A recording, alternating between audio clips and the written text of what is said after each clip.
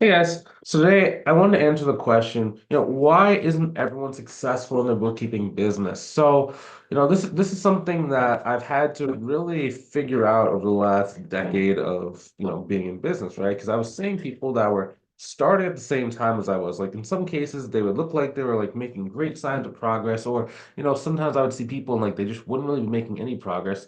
And it wasn't until I started my mentorship program in 2019 that I like really cared. Because like in the beginning, I was like, okay, I'm doing better. I'm killing this thing. I'm just really trying to like focus on myself. And then like as soon as I started mentoring people, it's like, well, why isn't everyone successful? Like why was I successful versus like most other people, were generally not as successful. Um, yeah, so I want to kind of do that. I was gonna do three main reasons why people aren't, but there's actually a fourth main reason, so I want to kind of jump into this thing. Also, if you ever want some help growing your business, like maybe you've been thinking about starting, or maybe you've been trying to start, it's just not quite going the way that you want.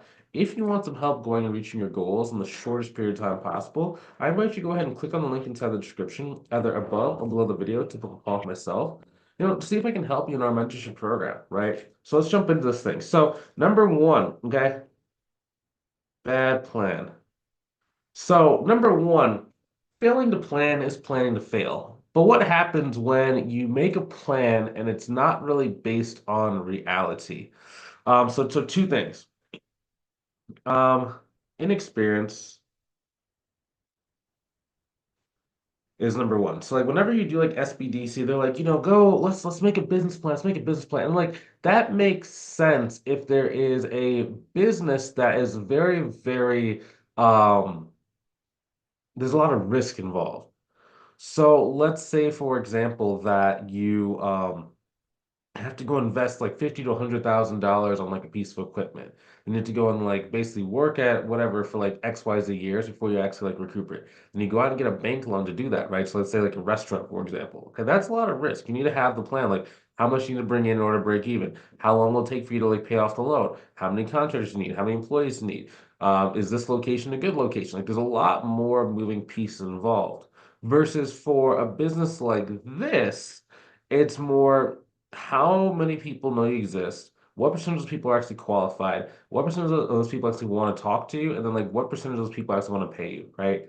So it's like really, your plan should be, okay, how many contacts, number of calls, number of clients. Okay. This is called your front end of business. Front end. Okay. Now, um, we'll call it LTV.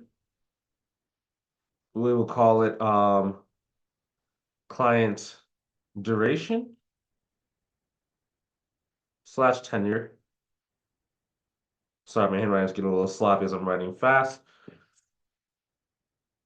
The third thing is going to be churn rate.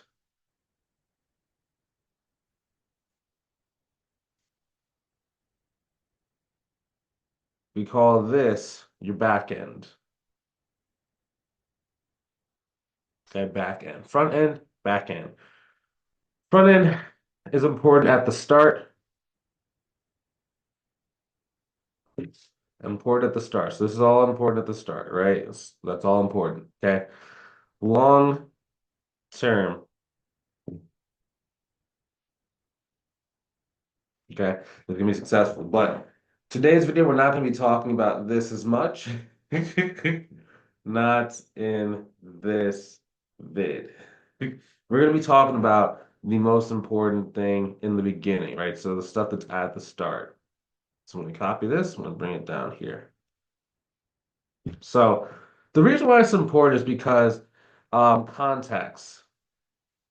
You need to 3 to 10x the expected number.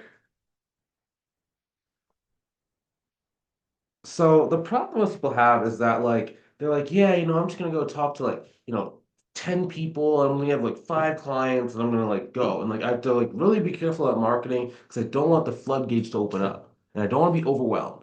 Okay. That never happens. Okay.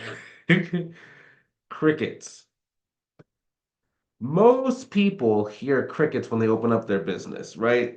You might hear about some people, but usually there's some kind of thing out of context you don't know about. So it could be they're working with a coaching program, right? And that coaching program gave them like leads, gave them clients, gave them whatever, right? So like for example, in our program, we give people referral partnership contact leads from like the first 3 days in our program. So like they're able to get partnerships very quickly, but that's because I took painstaking measures to make sure you have access to those leads right away, right? So that's a little bit out of context. Not everyone knows that. So if you see one of my students and like, oh my gosh, this guy just made a huge amount of money super, super fast, like you can't feel bad for yourself if you don't have that, right? Well, you can kind of feel bad for yourself, but it doesn't really help you. And we'll talk about like that in a minute. But it's like, they did something that you didn't do. If they invest in a mentorship program, if they like do something that you haven't done, they of course deserve to get something you don't have, right? So that's number one. But the point of that is to say that most people underestimate this. So you have to exponentially expand contacts. So I almost liken it to like this. If you have, we'll say, imagine it's like a funnel where like you like pour like water out, water, right? So we'll say this. We'll say leads. We'll say calls, clients. I'll just put CLI, right? If you have 10, you're probably going to get, we'll say like one, right? So this is what most people think. This is what most people do, right? Low lead, high conversion. Doesn't happen at first. Okay. The reason why is because your sales skills are not that good. Okay. Um, Bad sales skills. Why is that a factor? Inconsistent close rate is number one. People take forever to buy, to buy. Um, Bad leads due to inexperience. Okay, my writing's gonna get real small in the corners.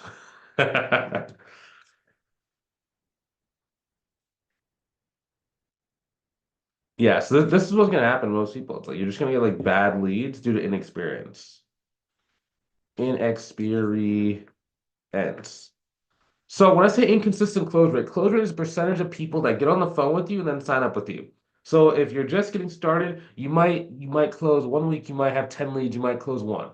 Another week you might have 20 leads, you close zero. Another week you might have one lead, you close one. Another one you might have like, a 50 leads, you close zero. It's just inconsistent, right? So it's gonna be really hard for you to turn a small number of leads into clients consistently. I can do that, right? So I reduced my number of calls, but that's because I only speak to people that want to buy from me and are ready to buy. So I don't need to do as many consultation calls as what most people who don't know what they're doing do, right? But next thing, people will take forever to buy. Since you don't really have good sales skills, most cases you're not really going to understand how to create urgency and how to create someone wanting a desire to start with you like really quickly, right? You have no control in the conversation. Right. So that's another reason why your close rate's low. But on top of that, this could actually, you could actually, okay, let's say you have 10 people that get on the phone with you. One person could buy.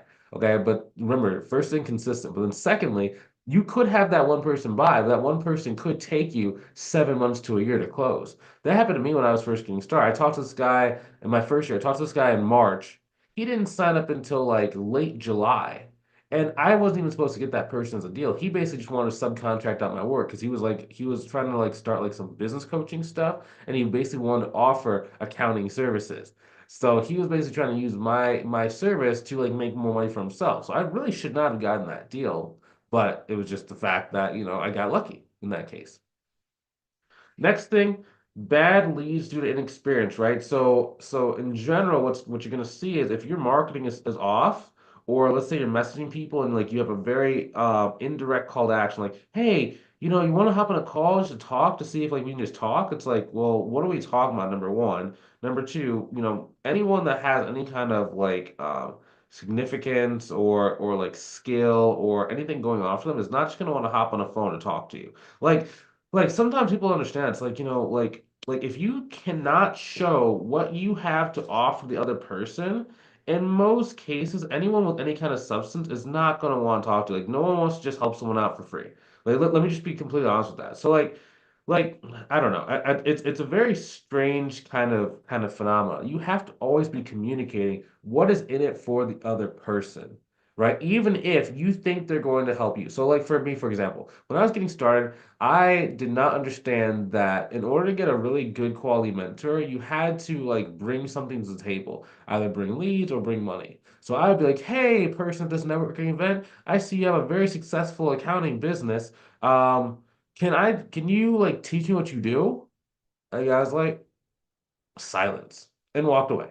And then another guy was like, so I was always asking people to give me help and give me stuff and give me advice, but I didn't know or didn't even think that, okay, they probably would want something in return. So what I started doing in the beginning was I would be like, if I had money, I would pay them money for like, some consultation. So I would like sit down with them for like an hour or like, buy them lunch or something.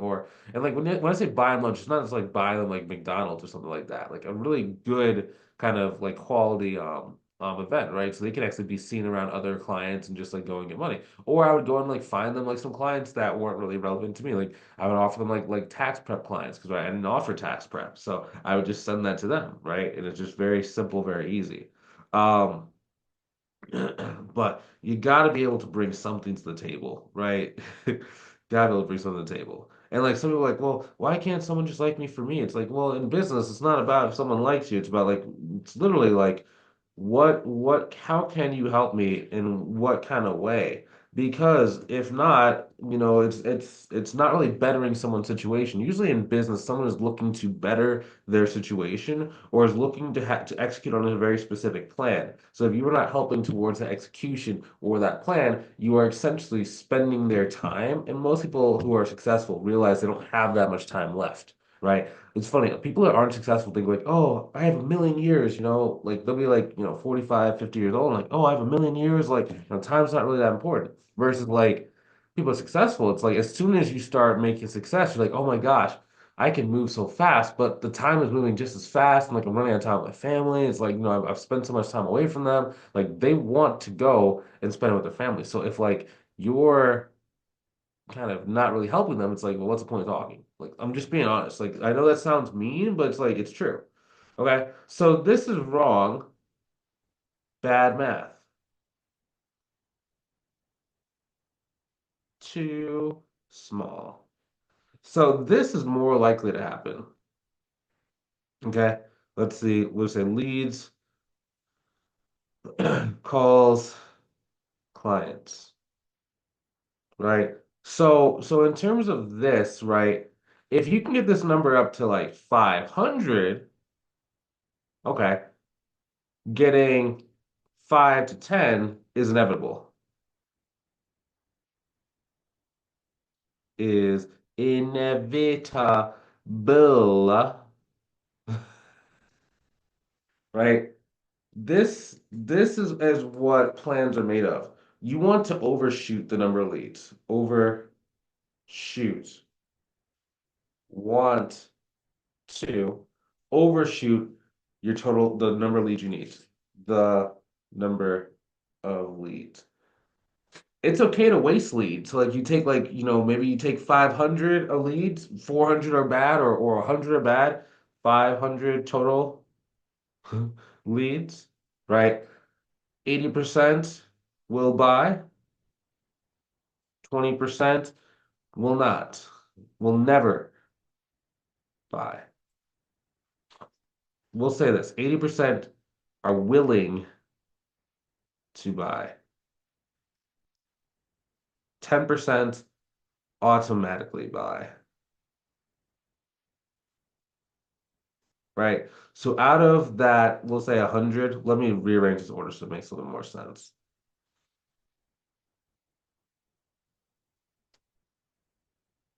right? So right off the top, okay, so that's minus 100.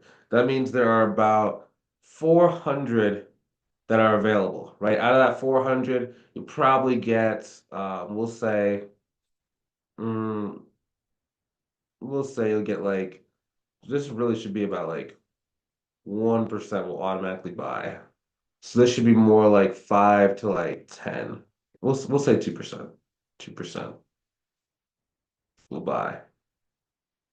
Right? So this is the easiest way to go and get 10 really quick clients, right? So you're automatically typically at 5,000 per month, right? Assuming worst case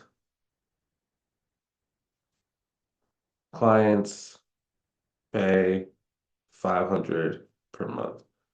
Right. That's worst case scenario, right? As you get better, you're gonna get bigger quality clients. So your 10 clients could equal anywhere from like 5K to like 20K, just kind of depending on how you're structuring your pricing. Okay. So that's number one. It's all about the plan. The plan is off. Always assume you're gonna need more leads than what you kind of are thinking. Whatever lead volume you can imagine, multiply the thing out by three, at least three, right? Ideally, you multiply it out by 10 because we're just gonna assume that you don't think in terms of large numbers, right? But yeah, you just gotta assume. You just gotta assume that your math is off. Next thing, inconsistent execution. Work your plan every day, or at least 3 days a week. Okay. Now you could get away with 1 day a week. I'm not saying that you can't, but I'm just saying like if you want to really do this thing, like you need to be able to at least do a little bit every day. Like 15 minutes per day is good. Use automation systems. Shun systems. Okay. So I I am very heavy in automation systems when it comes to leads, to grow audience, right? So every single day, I'm trying to have anywhere between like 5 to 10 new people, 5 to 10 new people per day equals 6 figures per year. That's literally all you need, right? Whether it's a as long as your service is above 3K per year. That's the number. As long as it's above $3,000 per year, that's 6 figures. Easy. And when you're in the program, we break down this math even more, and like I tell you why that number, just for simplicity's sake, and I don't want to like confuse you or give you too much math. Just understand 5 to 10 new qualified business owners every single day, right? So the key thing is like qualified biz owners. Like these people have to have a business at least. Like your bare minimum qualification, they have to have a business. Qualified biz owners, and then also messenger script. So every person can have a different set of qualification standards that they're going after. And like when we're in a program, I customize that for you so you know exactly like who should you be going after and like what should you be like targeting, right? So there's 30.5 million small businesses, small biz in US, right? Why can't we get every one of them to be our clients? Number one, you never have enough capacity to be able to do that. Number two, not every single person is going to be a fit for you, right? So they may be either too big, they might be too small, they might be a different personality business owner, they might be an industry you don't like. So you have to learn how to really go and qualify who are the right people for you to work with. And once you have that, then you have to consistently go and add 5 to 10 of those people every single day. Now, in some cases, that might seem like a lot of people. It really shouldn't. If you think 5 to 10 new business owner leads a lot, you're probably not thinking in terms of the numbers needed to go and grow your business, right? Which means that you either haven't spent enough money. Like, okay, so why is that important? Like, so sometimes you might hear like, you haven't spent enough money either on ads, mentorships, or stuff. You don't have enough skin in the game. Like any person where it's like, where you say that you have like a huge goal, and then at the same time it's like you can take a whole month off and not care. Your goal is not strong enough to pull you to whatever you want, right? Not to say that like your goals aren't important to you, but life is very strong. Life is almost like the waves at the beach.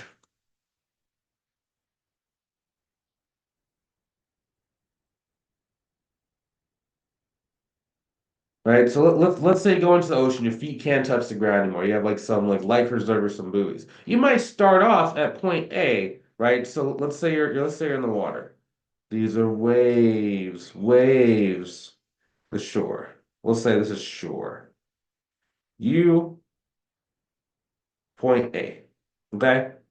So first you're probably gonna go all the way to here to drift to B, right? Just because the waves are pulling you out. There's an undercurrent.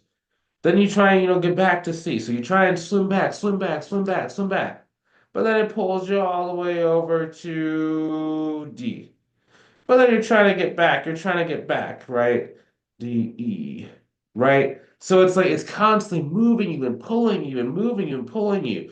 If you do not have a very purposeful direction or structure or movement pattern, you're going to be moved all around and never really make it to your goal. You'll be lucky if you stay in the exact same spot. Very hard to stay in the same spot. You have to like actually put in work to stay the same. So if you're trying to get ahead and trying to make something different, if you don't have something that holds you and anchors you to the bottom or anchors you towards like a boat or like a life preserver or like maybe you have a speedboat, then you're gonna go, okay, so at least an anchor would be like you trying to like do this thing right, right? So it's an anchor, you're anchored. However, if you could instead go and invest in a speedboat with the giant propellers that move you forward, right? This is you. Boom. We're flying now. This is what buying programs do. And again, I have spent more money on programs than most people spend on college. Like, just being completely honest with you. Like someone like courses don't work, programs don't work. It's like, well, obviously you haven't done enough of them to make them work, right? Because once you have a certain level of skill set, everything you do online works.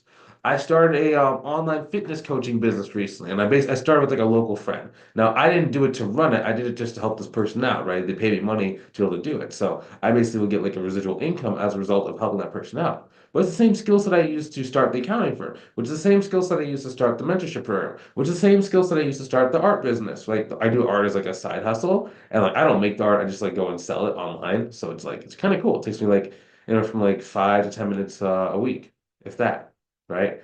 But on top of that, that's because I bought the skill sets. I bought the boat, right? Once you buy the boat, it forces consistency because you have skin in the game. It's like I have to make this work. Right? You have to use the boat now that you bought it. Have use the boat since you bought it. Right? So it forces you to go and get results in your business. That's like a hidden major thing. It's like some people are like, oh, I don't know if I want to pay for a mentorship program. And like you follow them like for and like this is it's kind of a weird blessing slash curse. Since I've been in this game so long, I've seen like I call them like generations.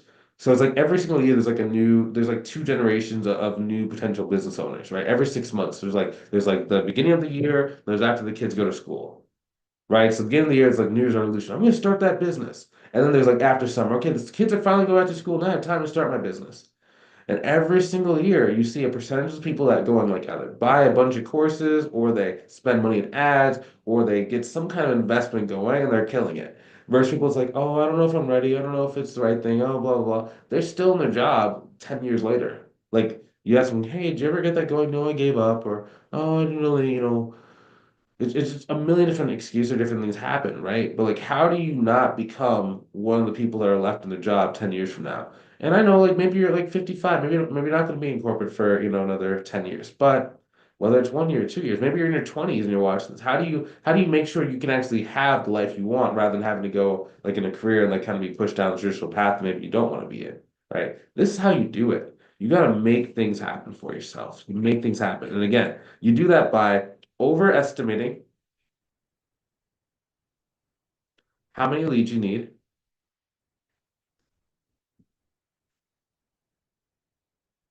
right? Buy skills, be consistent. A little a day, a little a day keeps the repo man away.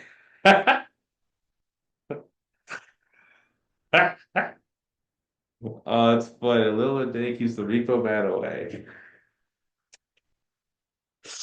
Oh, that's funny. Yeah, man, it doesn't have to be this like giant thing you do every single day. It can be a little bit. Like you'd be so surprised how little I work as compared to another person to grow the business. Because you don't want to spend all of your time like thinking about growing the business. You really want to focus on running the business once it's kind of up and it's kind of established, right? So that's the main thing that you gotta be focused on at all times, right? So those three things, if you can just do that consistently, like there's no reason why you don't succeed. It's not hard to start a business. It's just people just don't do the things they know they need to do to get to where they want to go. So if you can just do the stuff that you know you need in order to be successful, just copy what successful people do. What successful people do? They're investors. They invest in their business through either buying equipment, advertising, machines, training, coaching, etc. Right? If you can be that person, you will go and naturally you will go towards the mean, right? So you go towards a success trajectory, right? So it's like let's imagine this. Over time, you naturally start going like this. And then there comes a point to where you go like this, exponential, right? Usually that's when money compounds on money. And then skills.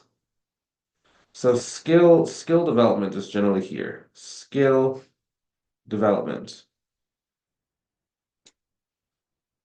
Right, but there just becomes this time to where like you just exponentially getting more and more money because when you have it inside your investment account, money starts compounding on money, right? So like you can like let's say you have a pretty good investment account, right? Like some people have like a 401k, most people have a 401k who watch this video, right? But imagine if you just had a spare 500,000, $1 million sitting inside the bank from your business.